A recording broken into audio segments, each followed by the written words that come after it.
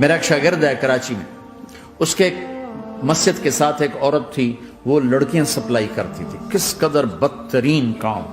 उसने, मेरे शागिर्द ने उस औरत के बेटे से दोस्ती लगाई और उसको मेरे बयान की केसट दे दी। उसने घर में जाके लगा ली। उसकी माँ काम करते हुए चलते फिरते सुन रही, कानों में आवाज पड़ रही। थोड़ी देर के बाद वो आ गई, कहने लगी मुझे भी सुना। तो उसने सुनी, कहा मौलवी साहब ये केसट आपने दी है? कहा जी। ये कौन है? कहा मेरा उस्ताद है। क्या नाम है? तारिक जमील। कहा इसने कहा है कि जितने भी गुनाह करो तौबा करो तो कबूल हो जाती है, तो मेरी तौबा कबूल हो सकती है? तुम्हें तो पता मैं क्या करती हूँ। कहा बीबी तौबा तो सबकी कबूल है। कहा अच्छा फिर मैं तुम्हें गवाह बनाती हूँ मेरी तौबा, और दुआ करे या अल्लाह अगर मेरी तौबा कबूल है तो मुझे उठा ले। 29 की रात सजदे में अल्लाह ने उसको मौत दी।